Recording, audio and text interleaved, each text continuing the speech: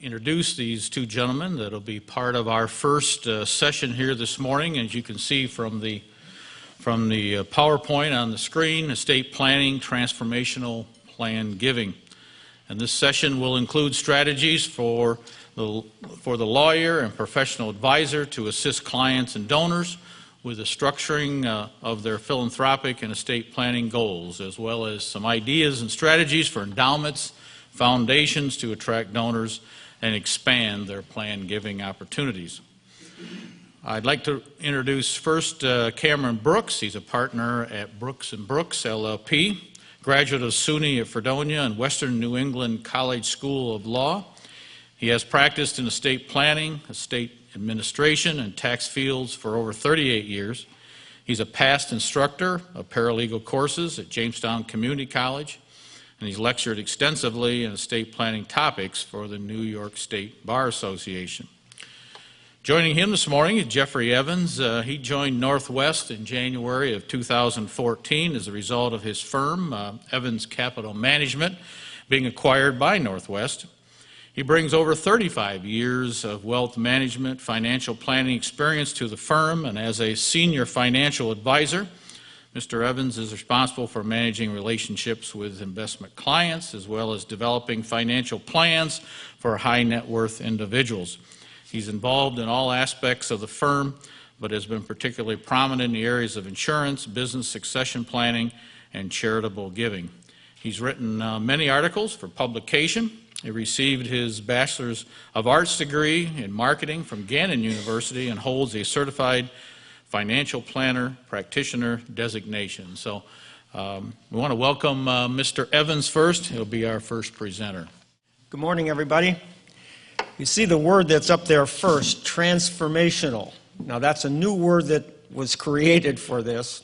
What happens a lot when we talk about charitable giving, it's a lot of book kinds of things. What's a charitable remainder trust? What's a charitable unit trust? What's this? What's that? So what we're going to talk about this morning is bringing it down to levels that we can create ideas in our donor's mind about what actually they can do. Real world examples.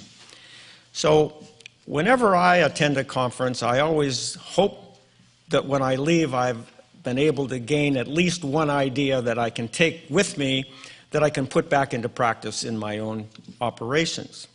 So I know in this audience we have attorneys, we have business owners, and how many development people do we have in the audience? I know Marion was here. A development person at a charitable organization has probably the most difficult job, because they have a mission to bring in money now, whereas at the same time, you want to also look towards the continuing viability of the organization. So there's a great deal of pressure to bring money in the door. And many times that's difficult to do with what I would call checkbook giving. In the beginning of the year, you normally have a list of donors. They may be a good list, it could be a fuzzy list. You might have a couple things going, but the pressure to bring in money is always imminent. At the same time, you're trying to really do all of the things to run the organization, so it makes for a difficult situation. So the first part of what I want to go over today is really to give you an idea, and the theme is what goes on within the donor's mind. So for those of you here who are business owners who have given or haven't given or are thinking about giving, I'm going to present some transformational ideas that you can think about. The problem that a development officer has is they never get a chance to take a look and ask their donor, let me see what you own. Make a list of all your assets for me so I can take a look at them. So I can give you some ideas as to how you can make some charitable gifts to me without really affecting your personal pocketbook. Now, if I can show you a few ways to be able to do that, would you be willing to spend a couple minutes to learn how? These are the kinds of questions that we try and create within our donors' minds that's very difficult for the development officer to initiate, because if you initiate that kind of a conversation, you also have to have the knowledge of all of the tools and techniques that can work within that conversation. So for the attorneys that are here, you're a very, very important part of all of what's known as charitable giving, because you have the opportunity to really zero in with the donor. You're talking to the donor all the time. You're developing the wills, the trusts. You're talking about family situations.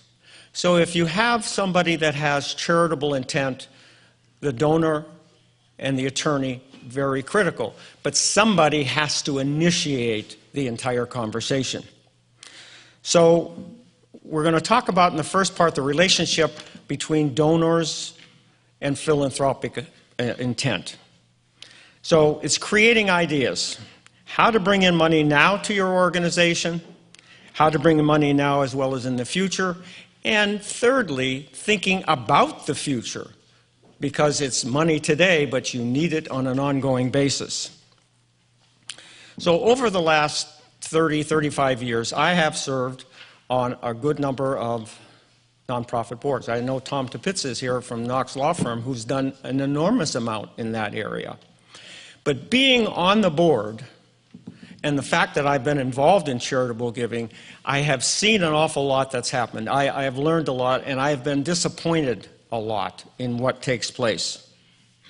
So my whole intention is to give you some ideas about what we call our ACD system. Activate the donor, create the interest, develop the idea.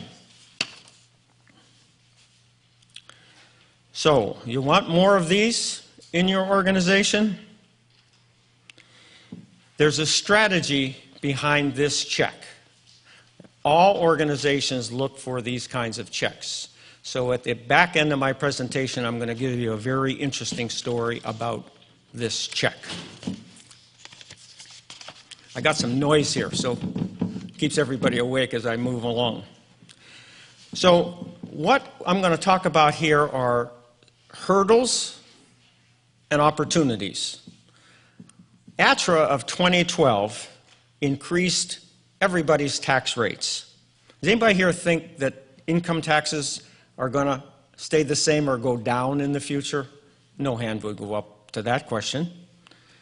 There's increased tax rates for capital gains. There is the extended tax benefits of IRA charitable rollovers. And I put up there, made permanent, the estate gift and generation skipping transfer tax rates and exemption amounts. Maybe. I mean, there's an awful lot of discussion on that with regards to the current political environment that we have. And also remember, there's a 3.8% surtax under the Patient Protection and Affordable Care Act. So the top income tax rates for those making over $415,000 now up to 39.6%. And when you add the 3.8% to that, 43.4%. Now, for all of you who are as young as I am, going back to the 70s and so forth, remember tax rates, 60, 65, 70%. There was also an awful lot of depreciation credits and investment tax credits and everything else that went along with it that brought everybody's rates down. We don't have that today. I mean, these are numbers that are here, and they're going to continue to go up.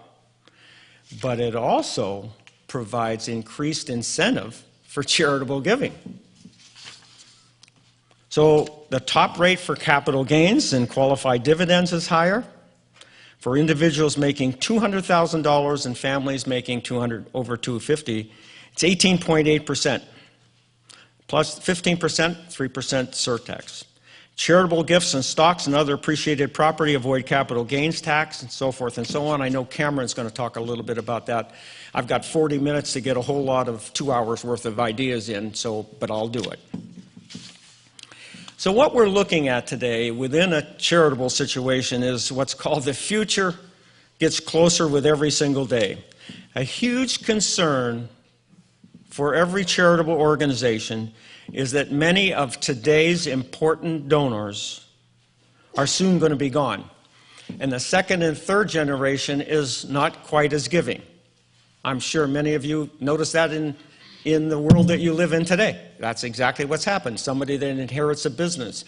You know, I only inherited it. Why does everybody say I have to work so hard? A lot of that is taking place. And the other thing that you have to remember is that the people who are living here today may be gone. They may be moving elsewhere. And so once the people leave, the money leaves at the same time. So there's different roadblocks that if I'm a development person that I need to be aware of.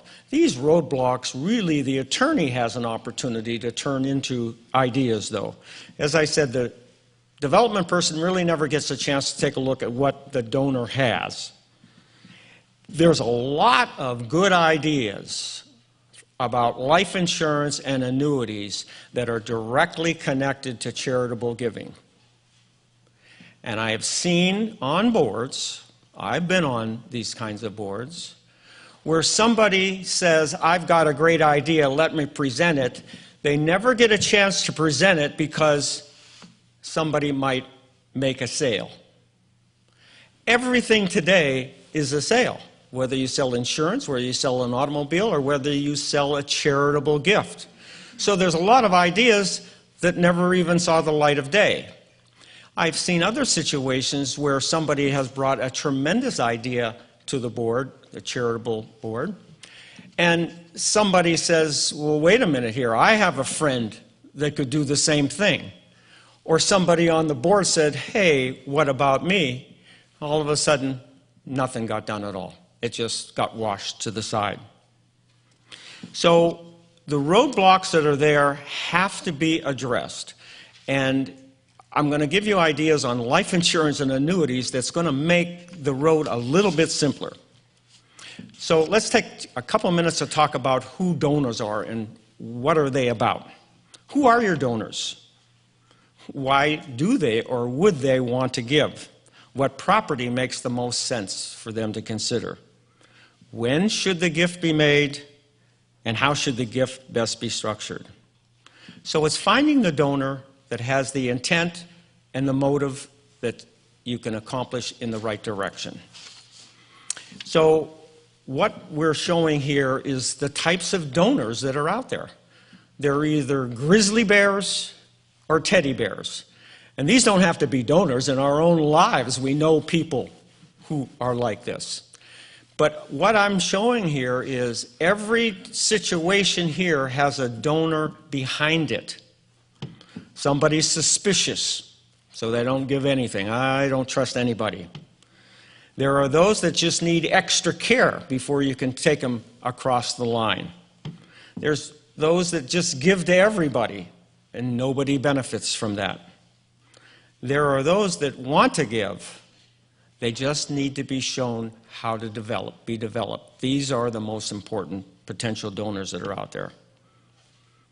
How about those that know what they should do, but they're paralyzed? You know, that's the same today when you have the stock market. We have a stock market that everybody hates, and everybody is either paralyzed or paranoid. They don't do anything. We got to get donors over that. And finally, the last one up here is probably the most important. Nobody ever asked me. Who wants to ask somebody and be told no? Nobody. You got to ask the question. That's the whole key. So some samples of hidden questions that your donor prospect has in his or her mind. What's your organization's principal mission? How sound is the organization? What's the credentials? Will my money be put to good use? Who's going to watch it? Who's going to manage it?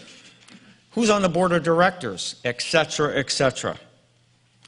You will know all of those answers, but your donor doesn't. You've got to ask the questions that the donor has in his or her mind, because if you just talk, you're going to miss the most important things that are really the considerations of the donor. So there's a direct, go right past the most important thing. How will my gift affect my family situation? You don't know, but when you're asking for money, you got to also, your donor is thinking, okay, if I do this, how will it affect my children? How will it affect my grandchildren? How will it affect my spouse? Those are questions that you need to bring up. So development professionals really don't think in terms of plan giving, major gift giving. Your donor doesn't think in those terms. You have to understand your donor's personal family situation and taxes, how they will relate to that. Taxes become very important. They can play an interesting role, and they can get you beyond standard checkbook giving. So today we're in a perfect storm. It's not business as usual anymore. We're in a perfect storm. That'll be the next one. Tori is our choreographer here, by the way, and she does an excellent job. Here's where we're at today. Top rate, 39.6%. Expectations that income taxes will increase. Asset values today are at all-time highs. Interest rates are at all-time lows. Clients are looking for more income. They're doing anything. How do I increase my income from the 0.0001 that I'm making someplace else? The population is aging that have the assets. And I put up here estate tax unified credit as a known quantity, but as I said earlier, I don't know if that's the case, and neither is anybody in this room. With all the political jabbering that's going on, who knows what it's going to be. So everything, it's a moving target. So what do you consider that you might perhaps give? Well, one of the key things, you can move it ahead, Tori, I'm going to watch my time. One of the other key considerations, as I said, the people who have the money today are the ones that are also a little bit older. And when I say older, I used to say somebody 45 was old, and then down the road I used to say somebody's 55 was old, and now I'm up to saying somebody that is 90 that's old. And so the key here is what is on their mind. It's, I don't want to run out of money. It's not so much thinking about what I can make in the stock market, not so much thinking about anything else, but how do I keep my family together, and I don't want to run out of money. The other issue that's out there is many donors have a vacation home. As they get older, they might find that vacation home, which is someplace else, they're going to move to it. So you have to capture them. Stock transfers. Do you have any? It's how you word the question to the donor. Do you have appreciated assets at risk in the market? Would you like to reduce some of that risk? Would you like to liquidate some of your appreciated assets and not have to pay any capital gains tax, et cetera, et cetera? It's how you ask the question. Fact-finding is really what it is. Same thing for real estate transfers. I know Cameron's going to talk a little bit about some of that. Also takes place with business transfers. Annuity transfers. If you don't think that the entire population in the United States doesn't own annuities, you're wrong. I used to think a long time ago that, gee, somebody that was wealthy, they wouldn't own annuities. No. I will tell you, you make a mistake if you're thinking in yourself that they don't own annuities. They do.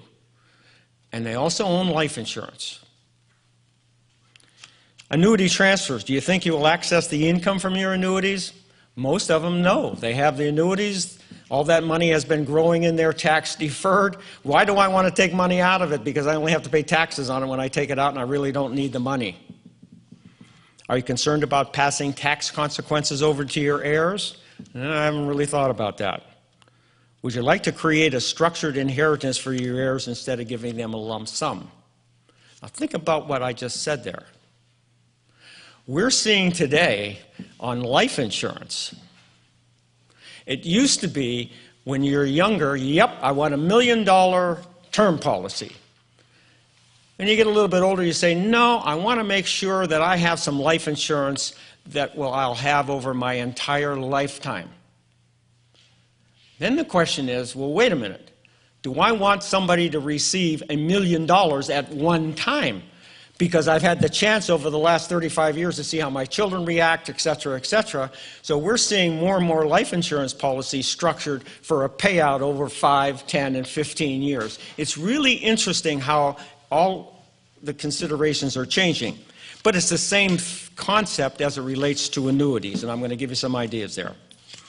So the question is always, if I can show you a way to give your favorite charity, money to your favorite charity, without any out-of-pocket costs, while improving your personal situation, would you be willing to spend a few minutes to learn how to do it?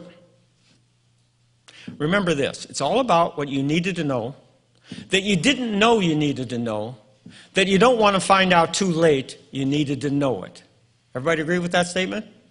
That's the whole key that you want to get involved with. So I'm going to give you some specific ideas now relating to all of these things. Transformational charitable giving. Charitable gift annuity. Ruth is a 74-year-old widow. Her intention is to give $100,000 to charity, but she's been hoping to receive some income before donating the money. And with interest rates so low, she hasn't even had enough money to pay for her bingo or to go to the casino, I guess. So here's an idea that will put money into the charity's pocket using a charitable gift annuity. Ruth gives $100,000 to charity, and she gives it to the charity in the form of a charitable gift annuity. As she gives money to that charity, that charitable gift annuity then will pay Ruth. There's a table that's developed based upon age and what you give. But in our example that I'm showing here, Ruth gives $100,000. She receives $5,000 a year for life. At Ruth's death, the charity receives the balance of what's in that account. So what we've accomplished here, we've had Ruth, who has been making nothing on that $100,000, but does have charitable intent. We give the $100,000 to the charity, we create a charitable gift annuity, pays Ruth $5,000 a year that she didn't have before. She could use that money to buy a life insurance policy, she could use that money to buy a long-term care policy, she can use the money to spend it. She didn't have it before. And because she made a charitable contribution, in the early years she has a tax deduction available to her, so the first number of years of that $5,000 are totally tax-free. So this will provide some money to the charity at Ruth's death. But a lot of times a charity has to keep that, well, not a lot of times, a charity has to keep the money in their account, and they can do what's called self-insure. They'll have the money managed, and they pay out the money to Ruth and hope that they've managed well enough that there's something left. But here's an idea that will put money in the charity's pocket immediately. Same situation. Ruth gives $100,000, receives $5,000 a year. Nothing's changed from there. But rather than self-insure, what the charity says, well, wait a minute. I can take and go to a AAA insurance company. I can give them $63,000. That insurance company will guarantee the $5,000 a year to Ruth. That leaves $37,000 instantaneously available to the charity. You don't have to wait until Ruth's death. You got $37,000 in your pocket right now that you can use, save, develop, etc. So here's an idea that puts money in your pocket right now, into the charitable pocket. Insurance in charitable giving is really key for in particular, the ongoing feasibility of the existence of the charity. I don't want to say I'm fortunate, but I have had $3 million life insurance policies that have come in, that I have sold, that have come into charities. $1 million came in one time. Nobody knows when they're going to come in. We had 2 of them come in early. It's unbelievable what was happening. But here's what you can do with a life insurance policy. You can name the charity as a primary beneficiary, have a life insurance policy, name the charity as beneficiary. You can name a charity as contingent beneficiary. You can name a charity as part of the beneficiary. Or you can give your policy to charity. I'm going to give you 2 ideas here. These are particularly for us in this room and the development officers. I had a physician. This is called $1 million versus $15,000 equals 0. I had a physician client that said, I want to give $1 million life insurance policy to Duke. I really like Duke, and I'm enamored, and I'm very grateful to them. So we put some numbers together, and he said, would you come with me when I go talk to the development people at Duke? This was 16, 17 years ago, and back then the stock market was bubbling. I said, sure, I'll go with you. So we go to Duke, and we're met with 2 of the development. But these weren't development people. These were the people who were managing the money. And they all had the cufflinks on and the shiny shoes and so forth. So we go there, and what they said was, my client was giving $1 million life insurance policy, and he said, what are you paying for the premium for that? $15,000. Wait a minute.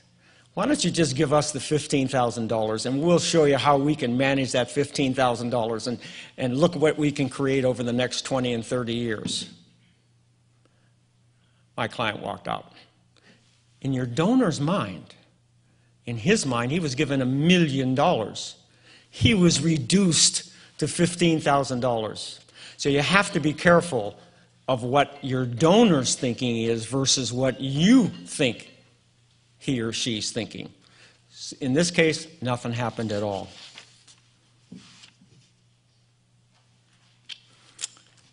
Here's an interesting one.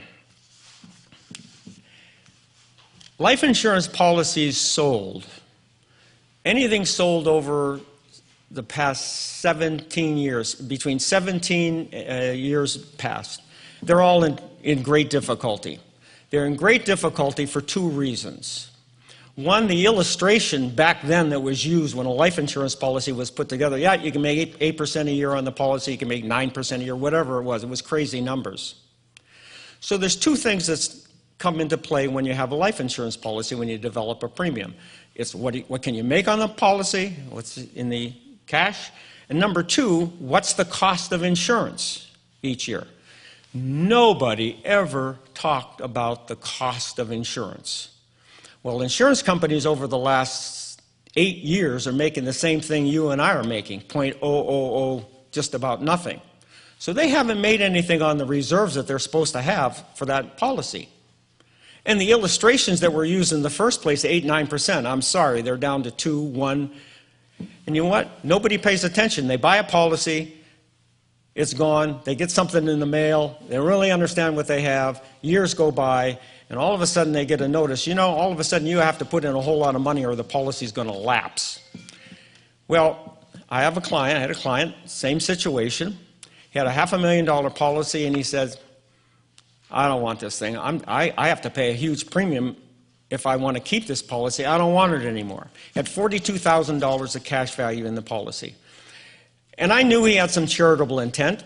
And what I'm talking about here, you can repeat and repeat and repeat all over it. You have some charitable intent? Yes, I do. I said, okay. You got a couple of choices. First choice is you can take your policy and donate it to the charity. You donate it to the charity, you got $42,000.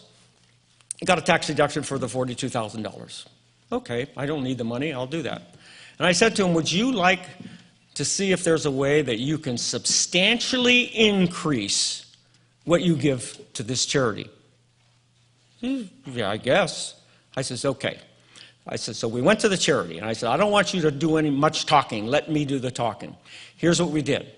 We posed to their board. You have a $500,000 policy. We reduced the face amount of that policy to $250,000. Face amount.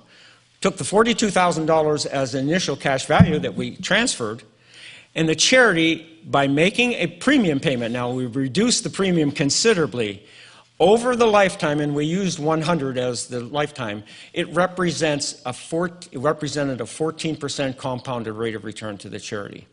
And I can tell you today, charities are not making 14% compound because they have the same considerations that we do. I can't take a risk. I can't wake up and have a 20% loss sometimes. So we substantially took what would have been a $42,000 contribution and turned it into $250,000. How about for those that are uninsurable?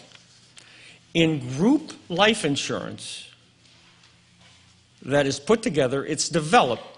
You have so many people in your organization, and we're going to give $50,000 to the owners and managers and $25,000 to the middle managers and $10,000 to everybody else. It's a guaranteed issue. If I had a client that's uninsurable, I simply increase the amount of life insurance that we provide to everybody in those classes. And because I've increased the overall amount of life insurance, I just increase the amount that my uninsurable client now has. Once you have more than $50,000 of group life insurance as an economic benefit, there's a tax involved in that.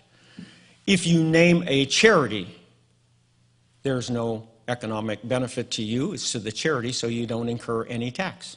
So I can create $100,000, $200,000 for somebody that's uninsurable simply by increasing the amount of group life insurance for everybody in their class.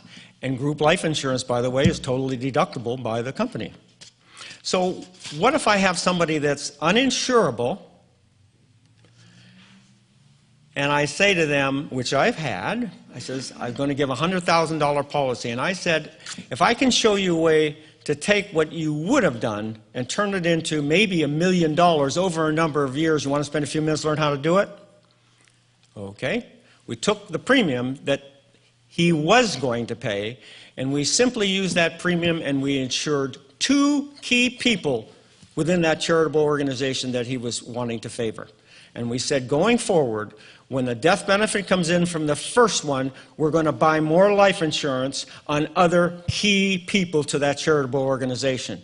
And we're going to do that, and we're going to do that, and we're going to do that. And over time, we've created $1 million simply from somebody who just gave up the premium on what was going to be a $100,000 policy. You have to open up your clients' minds as what the possibilities might be. This is a real interesting one here. How many attorneys here have talked to their clients with regards to the charitable remainder rollover of $100,000? Very few. You can take $100,000 of your IRA and roll it directly over to a charity. No tax consequences. Who wants to ask somebody? I've had two. You got to ask, give me $100,000. Very difficult to do. However, for those of you who are 70 and a half, or those of you who will be 70 and a half, each year you have to take money out of your IRA in what's called a retired RMD, required minimum distribution. We have clients that have to take out these distributions, $3,000, $5,000, $7,000. You know the first question? I hate to take this money out. Why do I have to? Because you're required to. Yeah, but I got to pay taxes on it. Well, that's how the IRS is going to get their money from you. Well, what do I do with it? You have a charity in mind? Yes, I do. We'll take the $5,000 or the $7,000 that you would have been forced to take, and we'll move that right over to the charity. So instead of looking for somebody that will give you $100,000, you find 10 or 20 people that give up $5,000. They're not really even giving up $5,000, because if they took the $5,000, had to pay taxes on it, maybe they got $3,500 left in their pocket after taxes. So you find 10 people or 20 people. Once you've got them for the first year, you've got them for every single year afterwards. So you can take $5,000 and turn it over time into $1 million. It's not difficult, and it's much easier to go to somebody and say, how about that $5,000 that you're forced to take out? How am I doing time-wise, Cameron? Okay. Here's a triple win. Dave is 60 years old and wants to maximize contributions to his charity and his family. He's got $200,000 in his IRA. So here's what we did. We took the $200,000 that was in his IRA and we accepted it as cash. We took it out and paid taxes on it. Who would do such a thing? Well, here's what happened. We took $200,000 out and we would have paid taxes. Assuming a 25% tax bracket, we'd owe $50,000 in taxes. We took the $200,000 that we just got out and gave it to his charity. We got a tax deduction for giving that money, not for the full $200,000, but we got a tax deduction that helped offset the tax that he would have had to pay because he pulled the $200,000 out. But we established what's known as a Charitable Remainder Annuity Trust. So now the charity's paying him $10,000 a year out of that trust, 5%.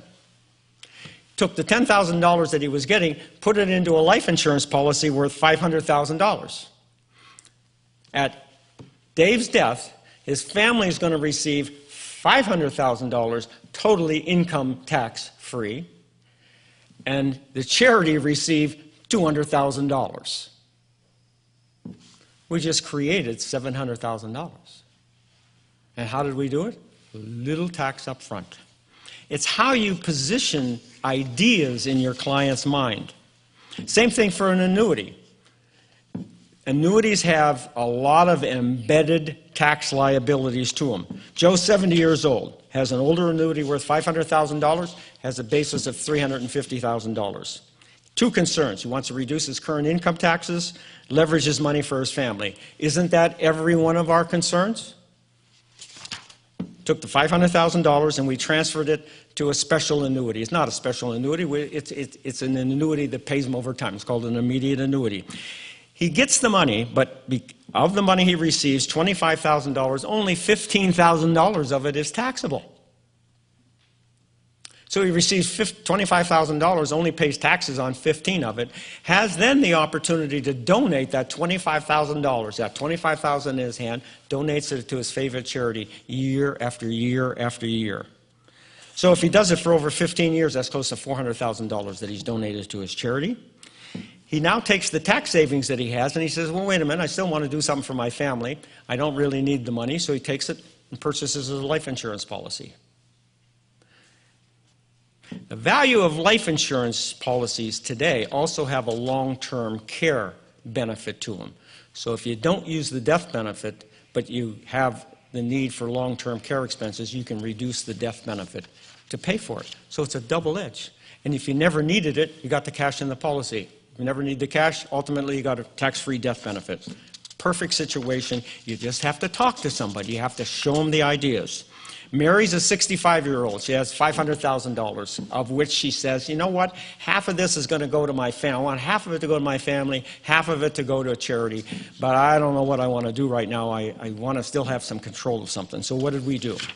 We took $100,000 of that and we put it into a life insurance policy, one-time contribution, created $250,000, half the money, goes to her family, income tax-free, as a death benefit. We took the $400,000 that she had, put it into an annuity, paying her $18,000 a year, of which only $3,000 was subject to income taxes. So she got $18,000 a year. She could give the $18,000 a year to charity every year. She could get part of it to charity. She can do whatever she wants. She got $18,000 that she didn't have before. She wants to really create what she's doing to the charity. She gives them the $18,000 a year, takes a tax deduction, gives her a little extra spending money. At her death, if she lives for 20 years, think of the amount of money that the charity received each year, and the charity receives the remaining balance at her death. I wish I could give you more.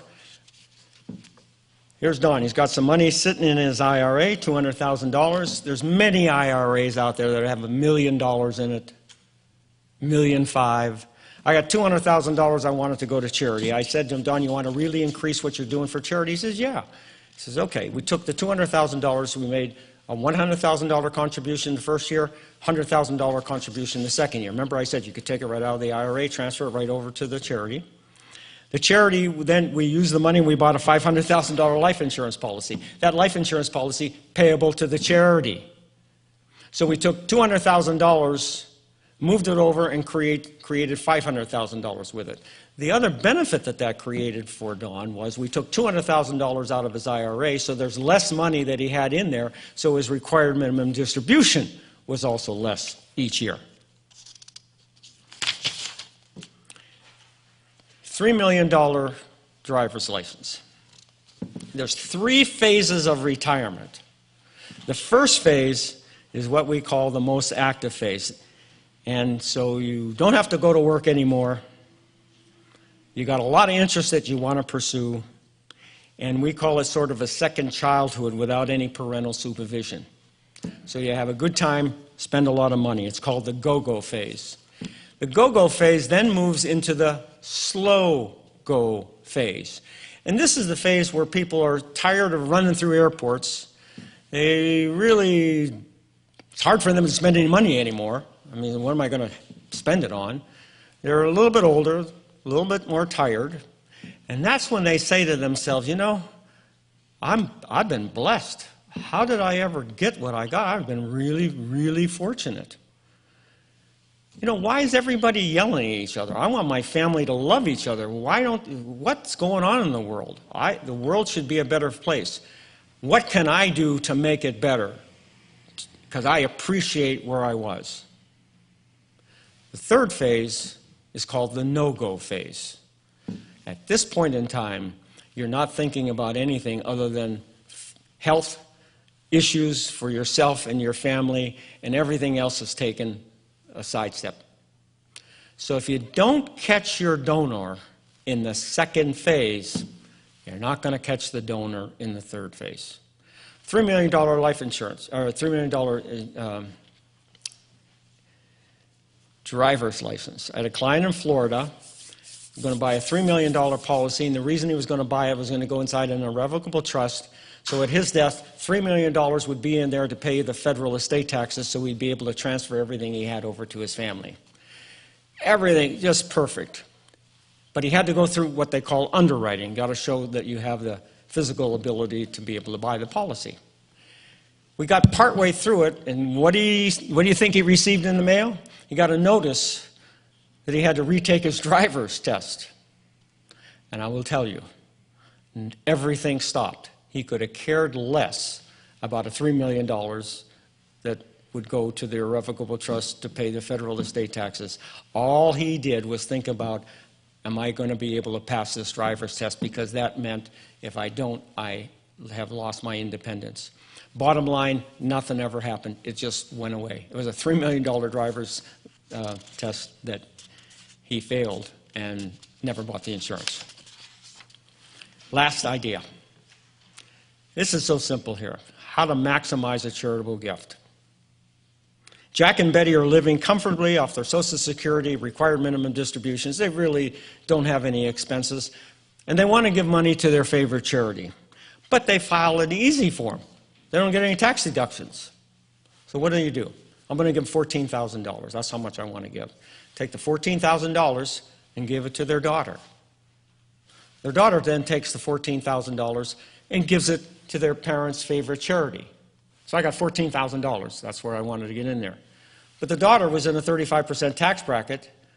The daughter got a $4,900 tax deduction for having given the $14,000 to the charity. The $4,900 the daughter took and gave it to the charity. We just turned $14,000 into $18,900, just like that. There's a lot of clients out there. You don't have to look for ones that have $1 million and $2 million. You just have to look for somebody that's filing an EZ form that they don't get a tax break for giving to charity. There it is. There's a substantial increase. That's all. One quick second. Remember I said about that tax, that $125,000 tax that I showed up there? One of the problems, I'm sure some of you in the audience are on boards of nonprofits. So I have a client that the board just wasn't doing anything, nothing. And I said, okay, we got to do something to spur some activity. Either we spur activity or you need a different board, one of the two. So here's what we did. I put together a check payable to that charity for $100,000. There were 11 people on the board. We had a meeting. I put a check down payable to the nonprofit in front of everybody down. They didn't know what was there. And we start talking about the importance of board giving. The importance, because if the board gives, you can spur the continued giving from donors. So then I ask everybody to turn over what I put in front of them, which was a check for $100,000 going to the charity. I said, I want everybody who's not interested in doing this to move that forward. And it's exactly what I did. I shut up. And you know what? 4 people moved it forward. And it's not really given $100,000 because it was a life insurance policy. Perhaps it was maybe $2,500 or $2,800 a year of premium. That's deductible, by the way. But you got to create things in your donor's mind or in your minds, and the attorney needs to create things in the client's minds. Not so much book learning. It's creative ideas that make sense today with what people own. And if you can do that, if I can show you an idea that can turn money to your charity that won't cost you anything but improve your family situation at the same time, you want to spend a few minutes to learn how to do it, I hope I've given you some of those thoughts that allow you to take and move that forward. Thank you. My material is under tab 1 in the book. I want to get back to some book learning here for just a minute, because this is important. When you have a client or yourself are considering making a charitable gift, it can only be to recognized charities that have tax-exempt status. So my opinion is if you're having someone or yourself making a plan to make a substantial contribution, it'd be a good idea to request the charity's tax-exempt status letter, just to be sure you're going to get the deduction that you think you're going to get. Under current gifts for cash, also we have to remember cash gifts get a deduction up to 50% of adjusted gross income. Anything in excess of that can be deducted over the next 5 years. Then I have a thing on matching gifts. You can just read that. Let's go down to appreciated property. Capital assets versus tangible personal property. Capital assets defined in the code under section 1221, and you have to hold it as the donor for a year and 1 day before making the gift in order to create to avoid the income tax issues that are bad if you're giving away short-term assets. So what you're trying to do is to avoid the capital gains tax if the asset was sold. So you get the deduction for the full value. You have appreciated stock, as Jeff was talking about. You get a deduction for the full value, but now it's limited to 30%. So remember, cash contributions, 50%. Capital assets, it's 30%, but you still get the same 5-year carryover. Now, with tangible personal property, over on page 2, it's a little bit different. You have to be wary of this. A deduction is only limited to tax basis only, unless the charity can use the tangible piece of personal property for its corporate purposes. I was involved in one of these several years ago where I had a charity that a donor wanted to give a truck. It was a used pickup truck. Had a Cummins engine in it. I think the Cummins engines was built in Jamestown, and the long story on the truck was the engine far outlived the body of the truck. But what we did is the charity got a appraisal of the truck. The donor gave the truck to the charity. The charity used the truck for its corporate purposes, so the donor got the deduction for the full value instead of just the tax basis. All right, number 4 is depreciated property.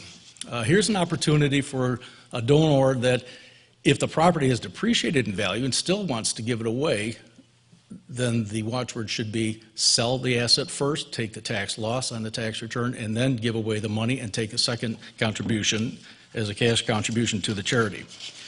Number 5 is real estate.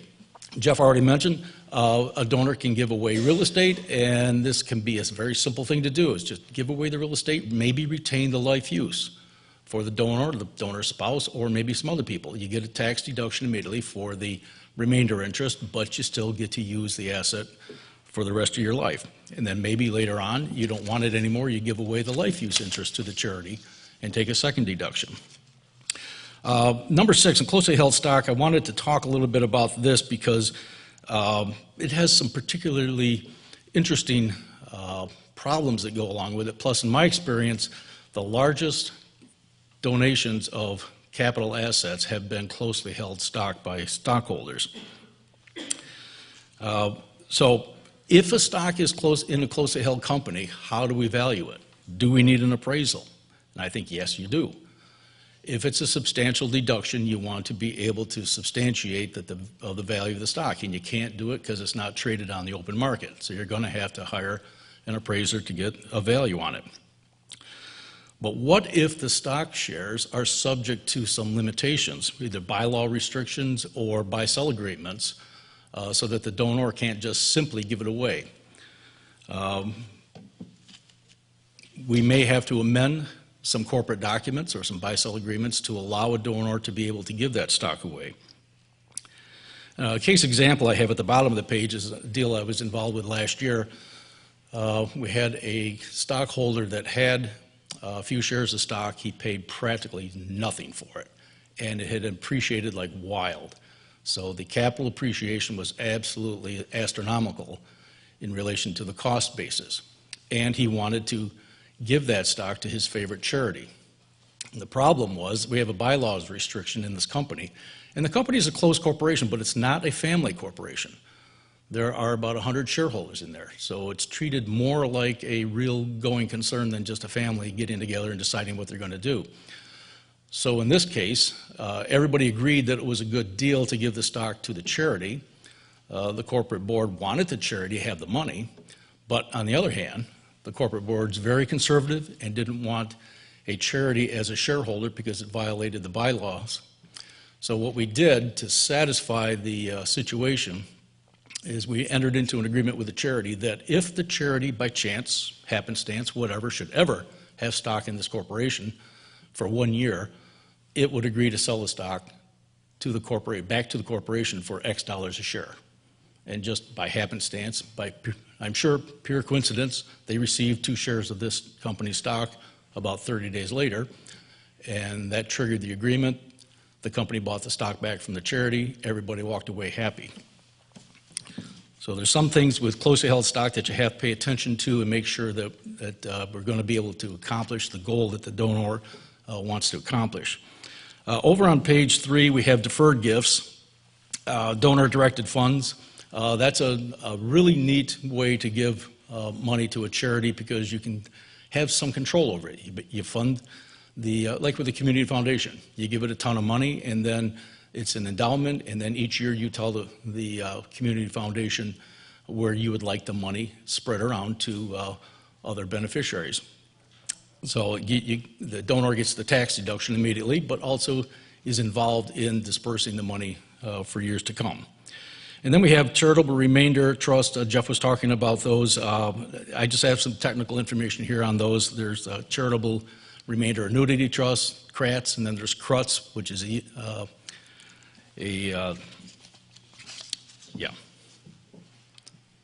can't think of the word now, right? Anyway, at the bottom of the page, Charitable Lead Annuity Trust. Now, this is another animal. It's just a flip side of the Remainder Trust. The charity gets the benefit on the front end, and the family gets the money back on the back end. Be careful, because the downside of these trusts are taxable, where the others are not. Now, let's go over to the last page on retirement accounts. Jeff showed us some really interesting ways to leverage retirement accounts into something bigger and better. What I'm going to talk about is just some more basic elements of giving retirement accounts, because this is a great source of funds to help charities and save taxes for the family. The idea here is let's look for taxable retirement money to give to charities and leave the non-taxable money to the family. I was involved with a client about a couple of years ago, had just short of $2 million, $500,000 in an IRA, and the rest of it in assorted other things. The estate plan in her will said that she left 4 charities $100,000 each. and then the rest to the family. The beneficiaries of her IRA were her family, her children. And I did the math and suggested to her that she had the 4 charities named as beneficiaries under her IRA at $100,000 each, and then take that gift out of the will. The net effect of that was for her family, not necessarily for her, but for her family it meant $100,000 in income tax savings just because of the tax brackets that the kids were in. So how do you do this? And number 2, do you name the charity as just one of the many listed beneficiaries? Or do you have a separate retirement account just for the charity? That is the fail-safe method to do. You can't go wrong doing that. However, that does require breaking up the money, creating a new account, and having just the charity listed on there. The donors might not want to make their lives more complicated by doing that. So number 4 is how can we name, or can we name a charity with human beings? By doing that, does that destroy the designated beneficiary designation under the Internal Revenue Code? And the answer is yes, it does. You cannot name charities and human beings and have a designated beneficiary under the code. All right, the downside of that is that means the benefits in the IRA are taxable over a 5-year period rather than being stretched out by humans. So we can cure these, though. One cure would be to pay out the charity first thing after the decedent dies. The custodian doesn't have to determine who the beneficiaries are until September 30 of the year after the decedent dies. How that got in the code, I'm not really sure. But imagine somebody died January 1, 2016 with an IRA with beneficiary designations.